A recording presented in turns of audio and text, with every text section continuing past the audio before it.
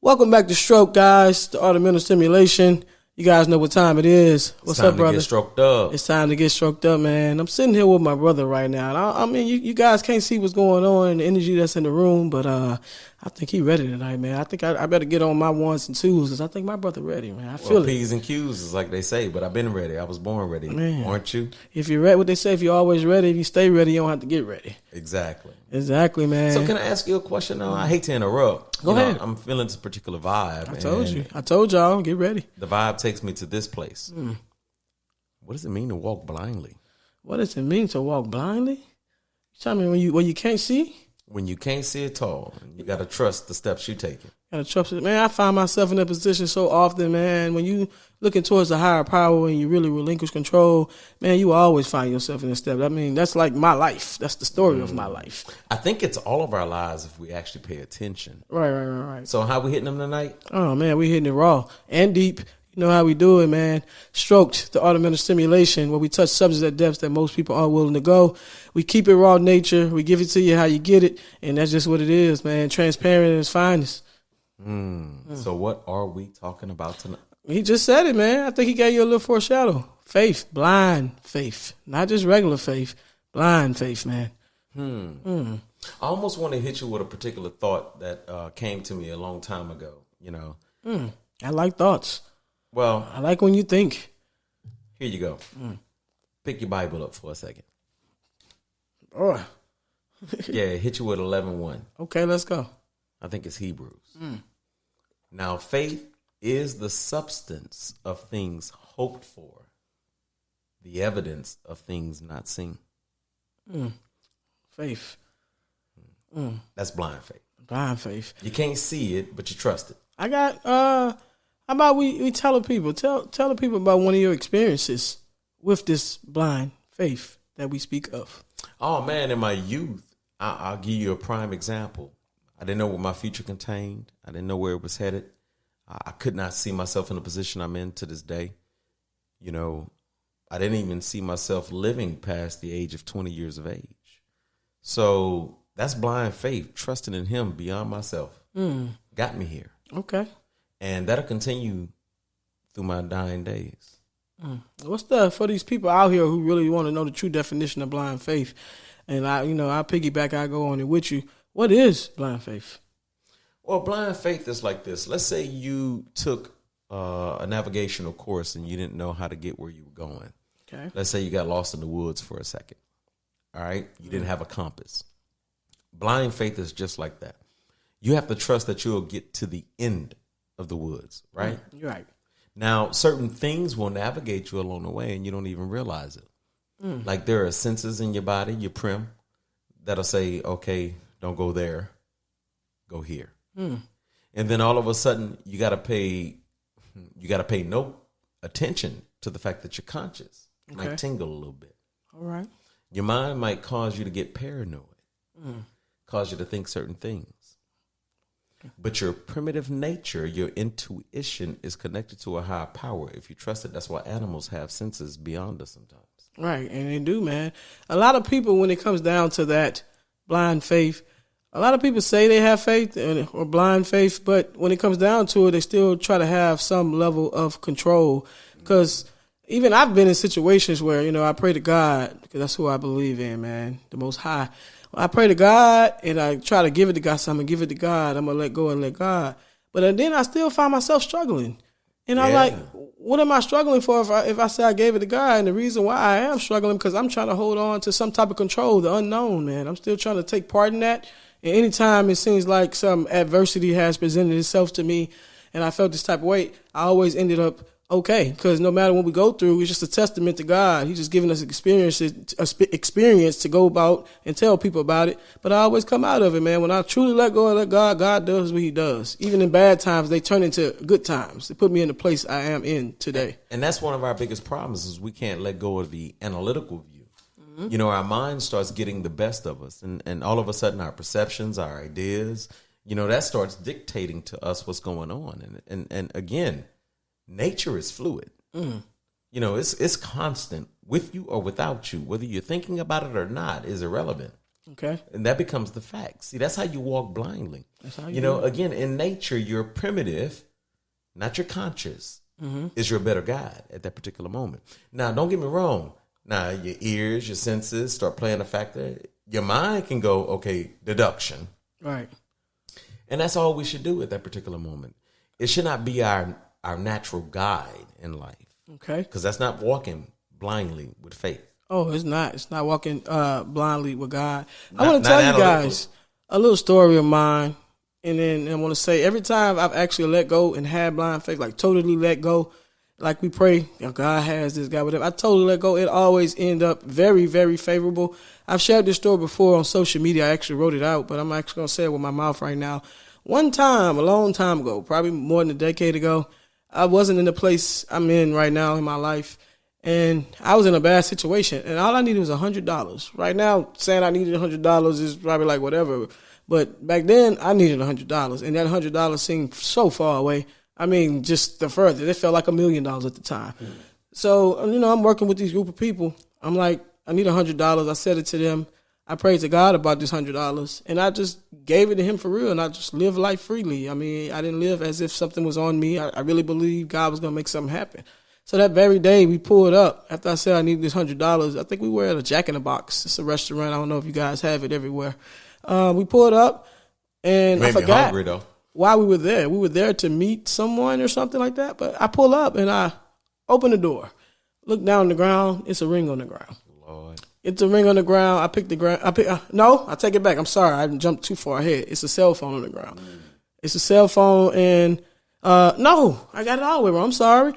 I found the cell phone, and it wasn't on the ground. I found the cell phone, and we pulled up at that Jack in the Box. It's coming to me. We pulled up at the Jack in the Box to meet the person who the cell phone belongs to. So while we were there, I opened the door, and I found a ring on the ground. This is all the same day. A ring, diamond ring on the ground. So when the person pulled up to collect the cell phone, they thanked me so much because all the business contacts was in there, and they offered to give me $20. And I'm like, no, I did this out of the kindness of my heart. I'm not going to make you pay for your own stuff. And they insisted. So, you know, I took the $20. So I'm thinking nothing of I got $20 now. Got the little ring. That's back when the cash for gold places opened up. You get cash for gold. I'm looking like, I wonder with that. So, you know, we pulled over there. I take the ring in there to the man. And the man, he offered me. He said, I'll give you $80. $80 plus $20 is for people who know math. That's $100, man. Man, right on the spot, huh? Yeah, I'm in awe. I'm like, oh my God, God delivered $100 the exact same day. And guess what the people that were with me were saying? It was like, he could have gave you more than that for that ring. That ring worth more. I was like, y'all don't understand. Right. I have $100. Right. I mean, that's what I asked for. I have $100. This is something I asked for specifically. Specific. You're worried about the wrong thing. See, Yeah. you know, and that's one of the things that we got to keep in mind is we can't allow people's perceptions, you know, their thought process to interact with our faith. Mm-hmm. You know, a lot of people will try to knock you off course in your belief system. Right. Now, you know, we believe in different stages. That is true. However, if you believe in him ultimately as the key, you know, at any given time, he shall be the one that directs your step. Right. That's one of my favorite biblical scriptures, by the way. Jeremiah 10:23. It says, don't belong to man. So if we think our steps are guided by us, then we don't understand the atmosphere we live in. Gotcha. So I'll go right back to walking blindly. You have to have a good amount of trust. Now, it doesn't mean that you walk stupidly. Right. You know, you got your own accountability every day. Mm-hmm. And, you know, you ever heard the saying, walking blindly? People try to walk with other people. And, you know, they think that person has control. What they call it, blind leading the blind? Mm-hmm. The blind leading the blind, man. So don't get yourself caught in those situations where you're following behind other people who have these ideas or whatever. And, you know, they might have found you in a place and said the right thing or whatever. And everything's just add up just right. It's in a line. So, you know, I'm supposed to be following this person or whatever. But ultimately, you got to know that person, even if they are guiding you in the right direction, that is God even putting that person around you to even be able to be in that situation. Well, you know, again, that goes back to don't put any person on a pedestal. Facts. You know, when you start doing that, then you'll start looking at that person as your guide versus what is guiding you. Mm-hmm. So you're not walking with real faith at that moment. You're looking at a person. You're looking at a human being. And humans are flawed. Right. Definitely. I mean, we all are. I can You know, attest to that. I pray nobody looks at me as if, oh man, you should imitate. The only thing I'm trying to do is imitate him. Got you. I'm going to fall short, but I'm going to walk with him. Hey, man, you do walk with. That's how we get to this moment right here. Even doing this podcast, man, that's blind faith. Just jumping out on it, really believing that God is guiding us to do this, because we say that every day. We always giving it up to God. We never take accountability, or we never take credit for anything that's going on within us, man, or in the situation. So the Most High, man, that's what I'm always looking to. Well, now you're starting to sound like a minister of sorts. So let me ask you something. So in our interactions with people every day, is it our responsibility to trust that God is guiding us so much that you kind of hinted on it, but does that mean we let anybody in our circle? No, you know. When you know, and you really open yourself up to God and you really live in the moment, because living in the moment is blind faith. That's the problem. That's why we don't have blind faith, because when we want to have control. So if you living in the moment, you actually live in the moment, just living and being free. You don't have time to think about the future, think about the past. You only see God, and you only existing in him right there at that moment, man. Live in the present moment. Live in the present moment. That's living with God.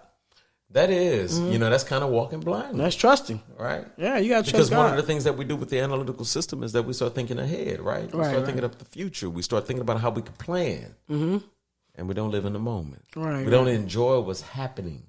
We can't appreciate the beauty that's existing at a present moment. So you think living in the moment is probably a cure for most things that people have going on in their life? I would say if we all tried to enjoy the moments we're in. Right. Because they're very few, man. They're few. It'd be better. You know, for example, let's say I was having a bad day. I was in a negative place. You were in a negative place. But then we came together, we were in each other's presence. Now, what should we do? Bring the negativity in, or enjoy the fact that you got a human being, flesh, right in front of you?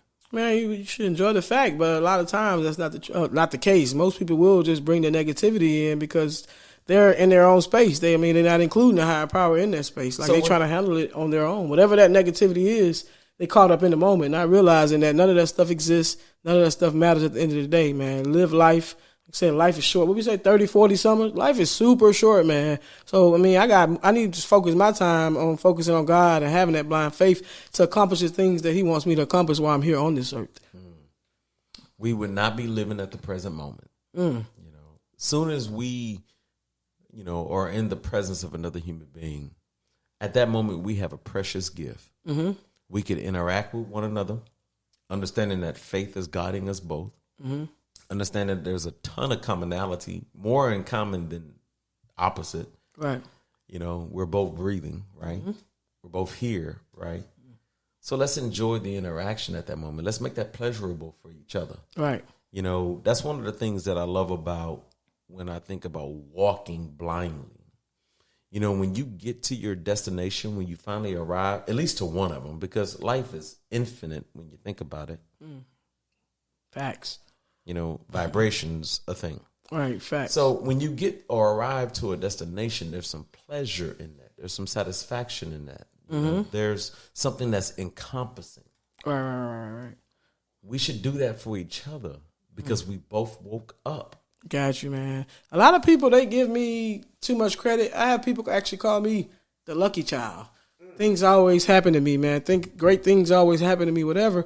But then I realizing this has nothing to do with me. I won't take credit for that. It's because of blind faith. I am where I am in my life because I walk blindly and I really give up control. As much as it seems like I'm a control freak, I am. I'm a control freak, man. I try to control things that I can control, but really, I don't have any control. But I've been accused of that. Man, you're so lucky. You're so whatever. I just let go. So in bad times, I let go. When times I don't know what's going on, I let go. I might start off battling and trying to be controlled, but I always end up realizing that the thing that's happening, the thing that's wrong is I'm holding on to this. I'm holding on. Let go. This is not for me. This is not my journey, man. I'm just a passenger right now, man. They say Jesus take the wheel. And we could hold ourselves back, if we're not careful. You brought up with the idea about being in control. The only thing you actually can control is your emotion. Right. That's what you're subject to. Your emotion, in fact. So anything outside of that, life is going to happen whether you do all the math you want to do. Right. all the analytical views you want to put on. Right. Science, all that. All that. You'll get caught up. Right.